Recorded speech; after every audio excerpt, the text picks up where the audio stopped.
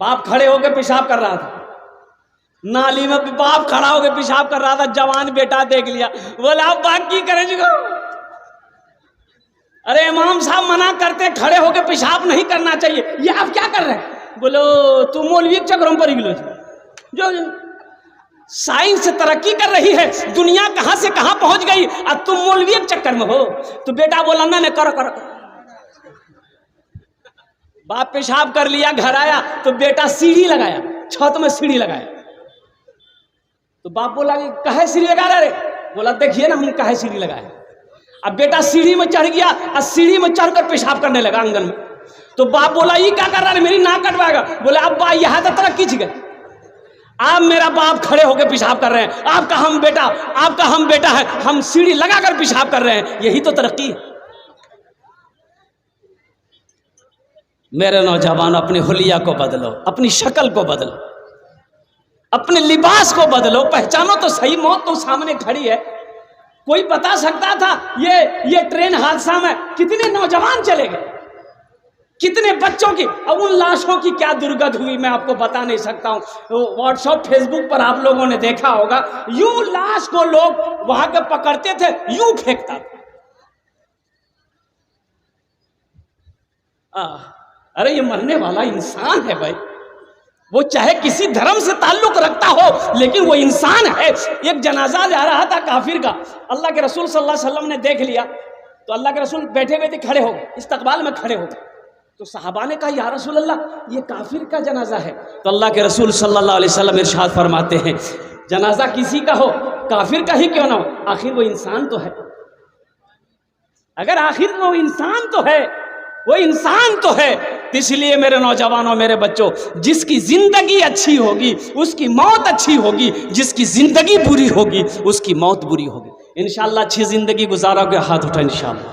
वाह भाई वाह, ये अल्लाह हमारे नौजवान, हमारा बच्चा ये अल्लाह गफलत की जिंदगी जी रहा है, भटक गया है, ये अल्लाह शैतान ने बहका दिया है। ये अल्लाह हमारे बच्चों ने आज वादा किया है, हाथों को उठाया है कि हम सही जिंदगी, अच्छी जिंदगी गुजारेंगे। या अल्लाह हमारे बच्चों के दिलों को फेर दे, अच्छी जिंदगी गुजारने वाला बंदा बना ले। या अल्लाह अच्छी जिंदगी गुजारने वाला नेक बंदा बना दे, हमारे बच्चों को सही रास्ता दिखा दे, सही रास्ता चला दे। आमीन बोले अल्हम्दुलिल्लाह। मस्जिद का जलसा है, ये पैगाम, ये बात आ गई थी और मुझे कहा गया था कि हजरत थोड़ा सा इस पर गुफ्तगू कर लेनी है, नशा के ऊपर में। अभी नशा बहुत तेज़ी के साथ फैल रहा है, हमारा नौजवान, हमारा बच्चा बहुत भाग गया है, जो नशे की तरफ दौड़ दौड़ कर हमारा बच्चा भागा भागा चला जा रहा है।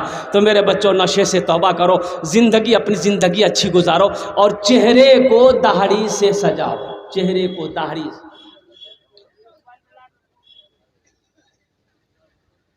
इस जलसे में बहुत सारा नौजवान, हमारा बच्चा अभी देखिए बैठा है, सर पे टोपी नहीं। ये अफसोस है कि नहीं भाई? ये दीनी मजलिस है, अब दीनी मजलिस में बैठे हो, तुम्हारे सर पे टोपी तक नहीं, जबकि टोपी पहनना नबी की सुन्नत है।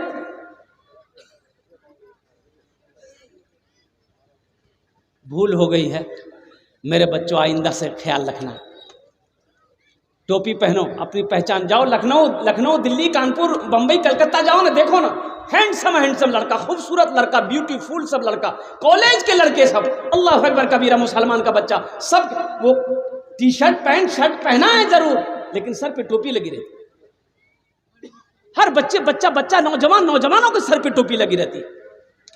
अपोलो हॉस्पिटल कलकत्ता के, हिंदुस्तान में 3 अपोलो हॉस्पिटल है, बड़ा हॉस्पिटल अपोलो, बंबई, चेन्नई, कोलकाता।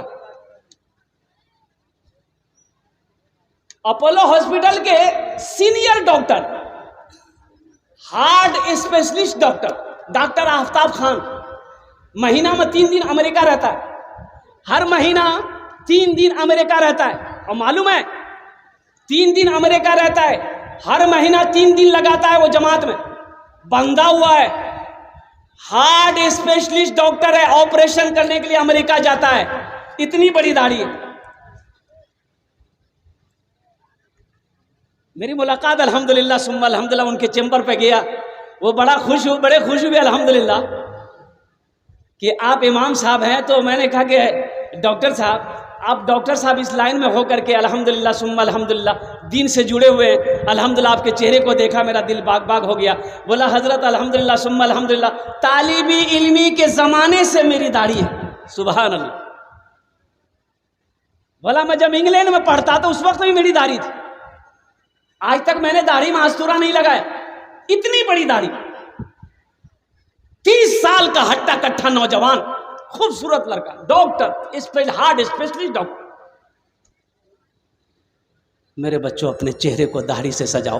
तुम क्या चाहते हो कि हशर के मैदान में जब तुम उठाए जाओगे, अल्लाह के रसूल के सामने जब तुम खड़े किए जाओगे, तुम्हारे चेहरे पे दाढ़ी नहीं होगी? शिफात कैसे मिलेगी? तो इंशाल्लाह दाढ़ी रखोगे।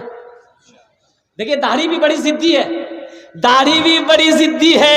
ये जब भी निकलती है मर्द के चेहरे पे निकलती है। अच्छा औरत के चेहरे पे दाढ़ी निकली देखिए, इधर औरतों के चेहरा में दाढ़ी चिका क्यों? ये जब भी निकलती है मर्द के चेहरे पे निकलती है। लेकिन ये बुधवा चलाया था नाई किया, बोला जल्दी चिल्ला खुजलावे जिगा। ये दाढ़ी कहती है अरे नहीं तुम मर्द हो, हमको मत छीलो, तुम मर्द हो। ये दाढ़ी को बोलता नहीं नहीं हम मर्द नहीं जिगा, हमें वह छीलो। इंशाल्लाह दाढ़ी रखेंगे। कितने लोग तैयार हैं? इंशाल्लाह हाथ उठाओ। इंशाल्लाह नौजवानों मेरे बच्चों के दाढ़ी रखेंगे इंशाल्लाह। या अल्लाह हमारे बच्चों के चेहरों को दाढ़ी से सजा दे। या अल्लाह नबी की सुन्नत से सजा दे। या अल्लाह नबी की सुन्नत पे अमल करने की तौफीक अता फरमा दे। ये हमारा बच्चा नादान है, ये भूला हुआ है, या अल्लाह भटक गया है, शैतान ने बरगला दिया है। या अल्लाह ये हमारा बच्चा लेकिन दिल बड़ा अच्छा है। या अल्लाह हमारे बच्चे ये जलसे में आए हैं, ये हाथों को उठाया है। या अल्लाह कबूलियत की घड़ी है, तेरी बारगाह में दुआ है कि या अल्लाह इनकी जिंदगी को बदल दे। आमीन बोले अल्हम्दुलिल्लाह। मस्जिद का जलसा है बहुत तेजी के साथ मेरे भाइयों। आखिरत की तैयारियों में से जो सबसे पहली तैयारी है वो नमाज है। वो क्या है बोलिए भाई? अरे भाई बोलो भाई क्या है? नमाज। अभी रात भर जलसा सुन रहे हैं आप, जलसा खत्म हो जाएगा, घर जाएंगे भाई? घरे नहीं जाएंगे? क्या कीजिए घर में जाके की करो नहीं?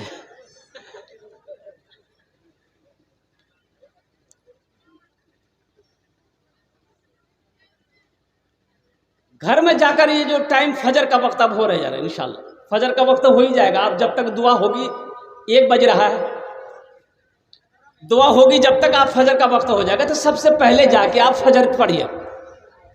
अगर आपने फजर नहीं पढ़ी, मेरे बच्चों सुनो, फजर नहीं पढ़े सो गए, फजर नहीं पढ़े सो गए, ये पूरी रात का जगना बेकार, ये तुम्हारा बैठना बेकार है, जगना बेकार हो गया पूरी रात। और तुमने फजर पढ़ ली, अल्हम्दुलिल्लाह, अल्लाह तेरे आने को, बैठने को, सुनने को अपनी बारगाह में कबूल फरमा लेगा। यहाँ अजान हो जाए तो यहाँ नमाज पढ़ लेना, मस्जिद में नमाज पढ़ लेना, या अपने मोहल्ले में जाके, गांव में जाके नमाज पढ़ लेना। नमाज कोई छोड़ने वाला अमल है? कोई छोड़ने वाला अमल नहीं है। एक आदमी की गाय जो है ना, गाय मस्जिद में घुस गई। वो जो इमाम साहब रहे ना मस्जिद के, उसका नाम था लठ मौलवी साहब, लट्ठी रखते थे। तो देखे कि गाय घुस गई है मस्जिद में, तो लिए लट्ठी, 5-6 डंठा मारे लठ गाय को। गाय भागी, जब तक गाय वाला आ गया, गर्म हो गया, कहना तो मां लो मर गाय। बोला अरे नालायक कहीं का, मस्जिद में घुसेगी गाय तो मारेगा नहीं? बोला हजरत वो जानवर ना था, वो नहीं जानता कि ये मस्जिद है, हमको कभी देखे मस्जिद में। बोलो अच्छा अच्छा, बात सही ठीक है, हमारा कभी देख लो मस्जिद में। मस्जिदों को आबाद करो मेरे बच्चों। मस्जिदों को जो आबाद करता है अल्लाह उसकी ज़िंदगी को आबाद कर देगा। जो मस्जिदों को आबाद करता है अल्लाह उसके घर को आबाद कर देगा। जो मस्जिदों को आबाद करेगा अल्लाह उसके ख़ानदान को आबाद कर देगा। नमाज पढ़कर देखो क्या मिलता है, नमाज पढ़कर तो देखो क्या मिलता है। एक आदमी का मस्जिद के बगल में घर था और भैंस पालता था, भैंस चराता था, और 10-12-15 भैंस थी उसके पास में। वो भैंस लेके खेत पे जाना, भैंस चरा के आना। तो इमाम साहब ने एक दिन पकड़ लिया, बोला ए बाबू अरे मौत से डर है कि नहीं, मरवे कि नहीं रे? बोला हाँ हजरत, मौत जब आते तो मरे लगते। बोले तो भैंस के पीछे में कहाँ पड़ा हुआ, घर के बगल में मस्जिद है, नमाज तो पढ़, अल्लाह तेरी रोजी को बढ़ा देगा। बोला हजरत अल्लाह रोजी को बढ़ा देगा क्या, कैसे बढ़ाएगा?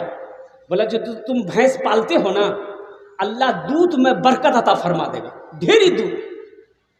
बोला हजरत आज तक हमको मालूम नहीं था ये बात, ठीक है कल से हम पढ़ेंगे। अजान 5 बजे होती थी, 4 बजे भोर में मस्जिद पहुंच गया, फजर में नमाज पढ़ा बेचारा, और नमाज पढ़ के जैसे ही घर आया थे एक भैंस मर गई। बोला वहां देखो, अब ये फजर पढ़ लो से एक भैंस मरी गई।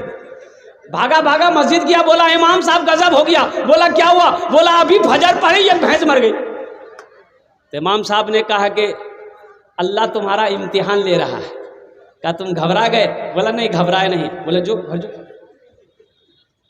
घर आ गया, जोहर की अजान हुई तो बड़ा डरते डरते मस्जिद जा रहा था, सोच रहा था कहीं दूसरी भी ना चली जाए। और जोहर की नमाज पढ़ के इत्तफाकन कही जैसे ही घर आया दूसरी भैंस मर गई, सर पकड़ के बैठ गया। बोला समझ गए हम, 5 वक्त की नमाज है, 5 भैंस चली जाएगी।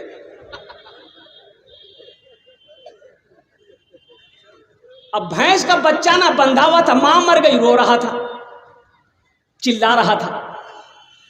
तो उन बच्चों की तरफ देखकर बोला कि ज्यादा चिल्लाओ मत, ये फर्ज पढ़े, तुम्हारी मां मर गई और तुम्हारे लिए फर्ज नहीं पढ़ना पड़ेगा, 2 रकात नफल पढ़ेंगे ना, तुम्हारा चिल्लाना बंद हो जाएगा, तुम भी चले जाओगे। मेरे बच्चों नौजवानों, नमाजों की पाबंदी करो, इंशाल्लाह ठीक है। आइंदा से गफलत में वक्त गुजरा है, नमाज नहीं पढ़ते थे, भूल भी, अल्लाह के बारगाह में तौबा करना है कि इंशाल्लाह आइंदा ऐसी भूल नहीं होगी। एक वादा करो कि इंशाल्लाह आज की फजर से लेकर मौत की सुबह तक इंशाल्लाह 5 वक्त की नमाज पाबंदी